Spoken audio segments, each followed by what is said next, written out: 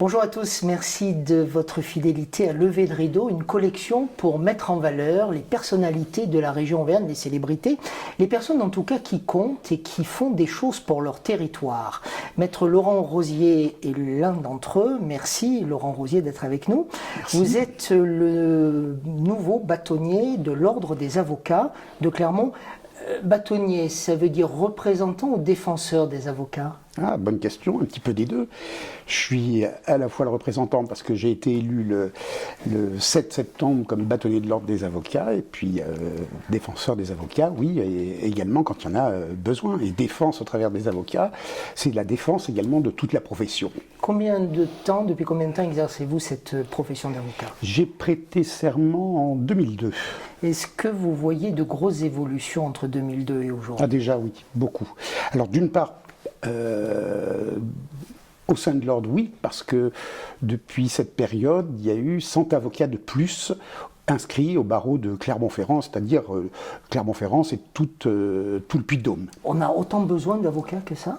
Ou alors ce sont les départs à la retraite qui vont équilibrer les arrivées? Alors, les départs à la retraite n'équilibrent pas les arrivées, comme vous dites, mais c'est une profession qui manifestement attire encore beaucoup de personnes, puisque je dirais en 10-15 ans, le barreau a eu 100 avocats de plus sur le Puy-de-Dôme. Je vous demandais où vous aviez vu les évolutions du métier. Vous m'avez dit dans le nombre d'avocats, donc ça veut dire que c'est une profession qui attire, mais dans la pratique, est-ce qu'il y a des évolutions?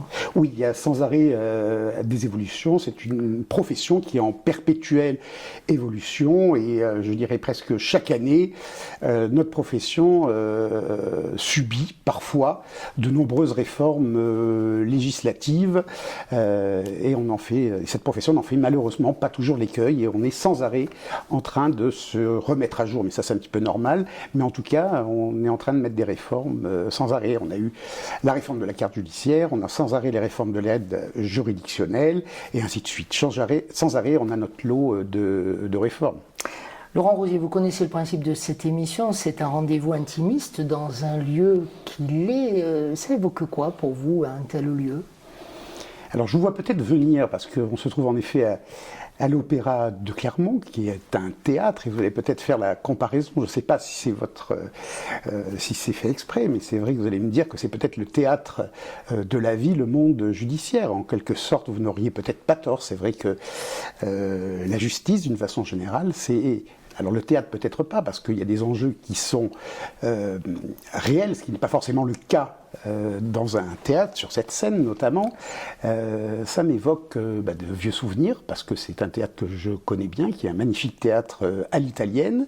Et c'est vrai que ce côté solennel, puisqu'en plus c'est un petit peu particulier, aujourd'hui il n'y a personne. Ah là vous l'avez pour vous le théâtre. C'est vrai qu'on l'a un petit peu pour nous et c'est vrai que je vous remercie de cette invitation parce qu'il y a une ambiance tout à fait particulière. Comme il peut y avoir en effet des ambiances particulières dans les prétoires. Ça c'est une question que je voulais vous poser. Est-ce que la salle d'audience, le prétoire, dit quelque chose du verdict final, quel que soit le procès? Ah, vous voulez parler peut-être des impressions d'audience, ou je m'en garderais bien d'avoir des impressions d'audience qui pourraient me faire penser que l'issue soit d'un verdict si c'est une cour d'assises ou d'un jugement devant d'autres juridictions, je me refuse à avoir parce que j'ai eu ce travers peut-être en étant jeune avocat. Donc la question est légitime, vous la comprenez? Oui, je la comprends parfaitement. Vous refusez à avoir cette attitude parce que précisément... On peut se tromper tout à fait. Voilà. Quand j'étais jeune avocat, je disais c'est bon. Où là j'ai perdu. Et puis le résultat était parfois tout autre. Donc je me garde bien d'avoir ce type de sentiment, ou en tout cas de préjugés de ce qu'on va décider le magistrat ou les magistrats. Restons sur le lieu encore quelques instants. Il y a des prétoires très élégants dans leur architecture. Cette salle de théâtre est représentative d'une forme d'élégance. Vous êtes un homme élégant, on le sait, Clermont-Ferrand le sait.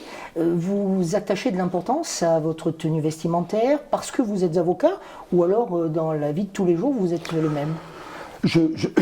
J'attache un peu d'importance à l'apparence physique, même si dans l'exercice de ma profession, ou en tout cas dans l'exercice juridictionnel de ma profession, de la profession d'avocat, où l'on porte ce que l'on appelle une robe. Et je crois que c'est important, ne serait-ce lorsque l'on porte la robe, qui est une protection pour l'avocat parce qu'il peut tout dire. Évidemment, dans le respect des règles de courtoisie les plus élémentaires, mais c'est une protection. La robe noire et la protection de l'avocat. Oui, la robe noire et la protection de l'avocat. Et je pense, notamment quand vous m'invitez ou quand je vais voir des chefs de juridiction, qu'on peut faire un petit effort dans la tenue vestimentaire par respect de la personne qui nous reçoit ou que l'on reçoit. Maître Rosier, le fait d'être avocat est un choix ou le résultat d'un concours de circonstances, d'une opportunité, mais dans le sens noble du terme? C'est assurément un choix qui a été dicté certainement par des concours de circonstances qui sont des circonstances familiales, puisque mon père exerçait la profession d'avocat, ainsi que mon grand-père, qui a même été bâtonnier de l'ordre des avocats dans les années 60 de Clermont-Ferrand. Donc c'était pas un choix, c'était une obligation. Ah, c'était pas une obligation, mais peut-être, plus ou moins inconsciemment, j'ai voulu peut-être prendre un flambeau, mais il ne m'a pas été dicté par ni mon père, ni mon grand-père, et mon père même m'en avait plutôt dissuadé. Alors, une question qui s'impose, les prénoms de vos pères et grands-pères? Oui, Jean-Michel pour mon père et Charles Rosier pour mon grand-père. Bon, et Laurent, comment s'est-il imposé dans ce métier face à deux aïeux qui étaient des ténors du barreau? Comment je me suis imposé, c'est peut-être un bien grand mot. C'est toujours compliqué de se faire un prénom. Alors, moi, j'ai pas connu mon père en exercice parce qu'il est décédé en 91 et je n'ai pas connu. Enfin, j'ai pas plaidé avec mon père et encore moins avec mon grand-père puisqu'il a pris sa retraite en 1977. Voilà. Alors aujourd'hui, donc c'était plus facile de se faire un prénom. Je sais pas. Peut-être, je sais pas, je crois pas. C'est compliqué parce que les périodes auxquelles ont exercé mon grand-père entre 1924 et 1977 n'est absolument pas du tout la même profession que j'exerce aujourd'hui.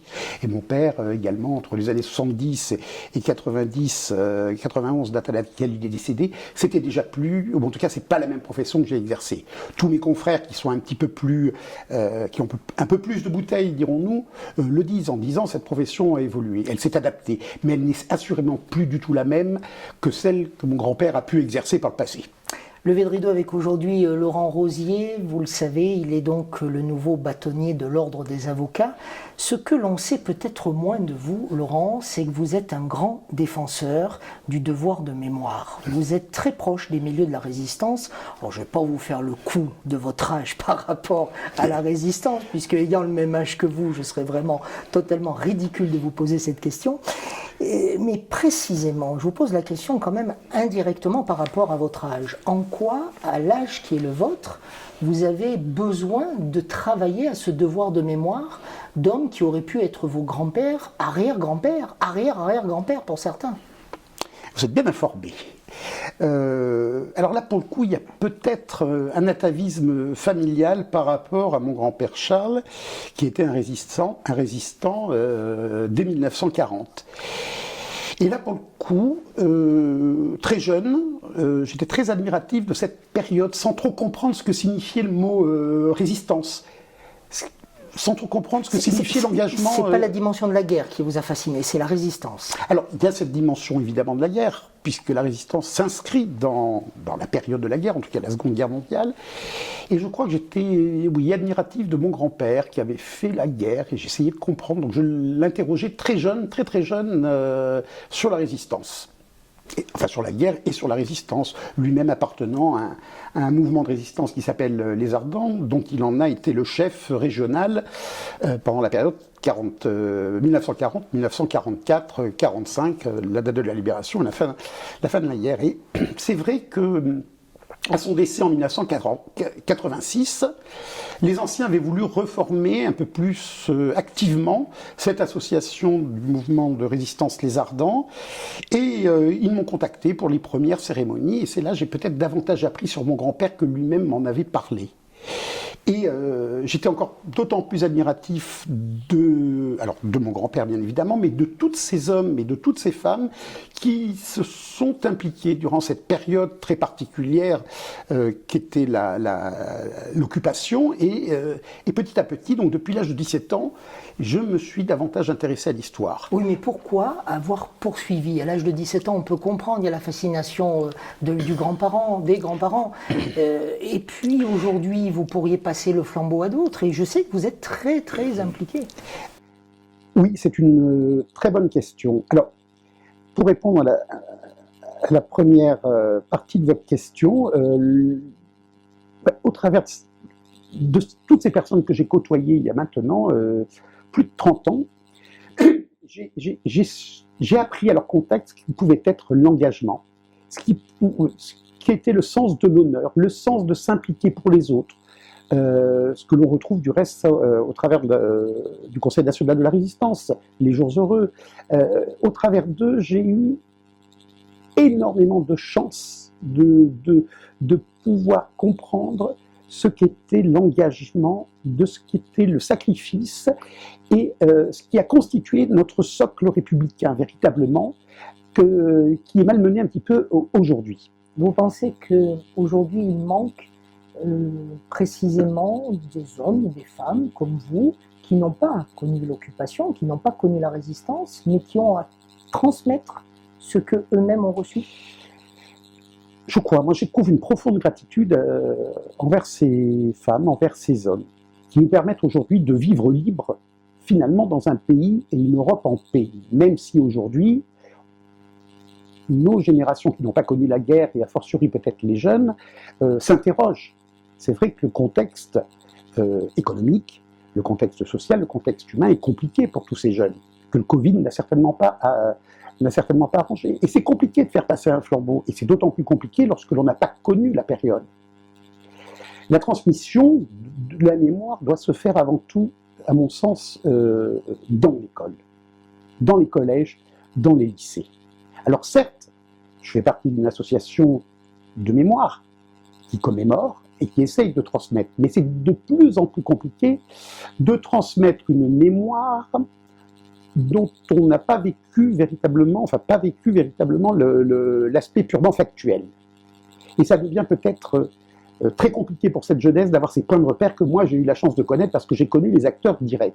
Et aujourd'hui, c'est vrai que les générations les plus jeunes, donc peut-être ont d'autres préoccupations, ce qui me désole quelque part, parce que je pense que c'est une période extrêmement importante parce qu'elle a fondé les bases de notre société, je dirais, post-guerre. Et c'est pas simplement des vœux pieux de dire que ce que la résistance a apporté, elle a permis d'une part la liberté, mais des valeurs énormes qui nous permettent aujourd'hui de pouvoir nous exprimer dans ce pays qui est libre malgré tout. Vous pensez que cette année 2020, qui restera dans les mémoires comme une année extrêmement particulière, aura une répercussion sur la notion de liberté et ce que l'on fait de la liberté? Ah, je le pense. Assurément, je suis très, comment dire, oui, triste pour la jeunesse. Pas pour votre génération? Je pense qu'on a notre génération, en tout cas les quarantenaires ou les cinquantenaires dont je fais partie, sont peut-être davantage armés. On a déjà, je pense, un substrat peut-être plus important, mais je pense à cette jeunesse, aux plus jeunes. Ne serait-ce que le port du masque. Le port du masque, par exemple, pour des jeunes de 6 ans, je pense que la communication entre leurs instituteurs... Je rassure ceux qui nous regardent, nous avons tous les deux nos masques. On les a. Voilà, mais comme on est à 1,50 m l'un d'autre, on a donc enlevé nos masques. Et bien justement, c'est une bonne illustration. Je pense à tous ces jeunes qui ont dû porter, c'est très jeune, 6 ans, où on apprend à écrire, à compter, à communiquer avec son instituteur. On voit bien que ça nous gênait tout à l'heure de garder le masque. On a fait des essais avec le masque et on se rend bien compte que, voilà, la parole est importante, bien sûr, mais le visage. Et même quand on est avocat et qu'on nous oblige à porter des masques... Vous plaidez avec le masque aujourd'hui? Certaines juridictions, oui. Quand les lieux, il y a beaucoup d'avocats... Donc c'est plus difficile de faire passer un sentiment, bien sûr. De chercher l'émotion, le regard aussi du président? Mais bien sûr. Et puis je dirais que... Alors c'est peut-être plus vrai au pénal, mais je pense également au prévenu. Le prévenu, il a besoin de comprendre de voir son juge. C'est pas, je dirais, un tribunal de l'Inquisition avec des masques. Et le magistrat, lui aussi, besoin d'avoir les rictus de celui qu'il est en train de juger. On juge des hommes avec une entité. Ça n'est pas que la voix. Et c'est pour ça que je faisais un petit peu le parallèle entre des personnes qui sont jugées qu'avec ces enfants qui auront, à mon sens, un déficit. Je pense également à tous ces étudiants, parce que j'enseigne également à l'école de droit, je vois tous ces étudiants qui ont passé le baccalauréat dans des conditions très, très particulières, où il faut bien dire que, pour parler familièrement, on a rasé un petit peu gratis, compte tenu des taux de réussite extraordinaires. Donc ils n'ont déjà pas pu passer le baccalauréat dans des conditions entre guillemets normales. Ceux qui rentrent en les premières années de droit, c'est la même chose. Ceux qui rentrent là, cette année-là, où la faculté, il y a parfois du présentiel, mais c'est compliqué déjà quand on suit les cours dans une faculté, dans des conditions normales, c'est déjà compliqué de s'adapter au régime universitaire, parce que c'est très rigoureux, c'est à la fois la liberté, mais ça demande également beaucoup de rigueur. Donc je plains cette jeunesse qui aujourd'hui est peut-être un petit peu sacrifiée. Alors certainement c'est peut-être un cas de force majeure compte tenu de l'urgence sanitaire, mais je pense que oui, cette génération va être alors sacrifiée, c'est peut-être un bien grand mot, mais en tout cas elle va être pénalisée à coup sûr. Laurent Rosier, c'est pratiquement la fin de notre entretien Déjà. Que l'on a suivi sur plusieurs réseaux sociaux, dont notamment celui de Marc Productions en partenariat avec Clermont-Auvergne Métropole, que je remercie. Un chantier, un seul, que vous voulez aborder et que vous aborderez là en ouverture de votre nouveau bâtonnat. Alors un chantier qui n'est pas que je vais inaugurer. Il y a eu 3 bâtonniers qui avaient initié ce chantier. C'est un chantier important pour l'Ordre des avocats de Clermont, qui est la Maison des avocats. On en parle depuis longtemps. On en parle depuis longtemps. Mais c'est un gros chantier qui a été mis en place il y a maintenant 6 ans et qui devrait voir le jour, qui devrait être inauguré, je dirais, le premier semestre. Où elle se situe, cette maison ? Elle se situe rue Lamartine et qui a vocation à être une vitrine, bien sûr, de l'Ordre des avocats de Clermont-Ferrand, mais qui a vocation à s'ouvrir sur la cité pour que le justiciable connaisse un petit peu mieux son ordre et le barreau de Clermont-Ferrand. Une dernière question, c'est plus à Maître Rosier que je m'adresse, mais à Laurent Rosier. Lever de rideau dans ce théâtre, dans cet opéra de Clermont, c'est une question que je pose à tous mes invités.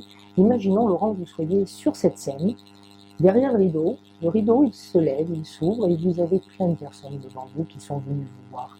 Qu'avez-vous envie de leur dire ?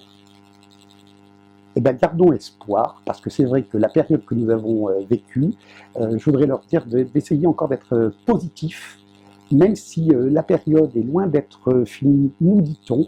Donc on va essayer de garder espoir, car il n'y a pas de raison. La France et les Français se sont toujours mobilisés, ont toujours su garder espoir. Vous me parlez de la période de la résistance, dans des périodes peut-être beaucoup plus sombres que celles que nous vivons à l'heure actuelle. Donc je dis, gardons espoir, et je crois que c'est le message que je pourrais faire passer. Lever de rideau avec aujourd'hui Maître Laurent Rosier, nouveau bâtonnier de l'Ordre des avocats au barreau de Clermont. Merci beaucoup. Merci Marc-Alexis.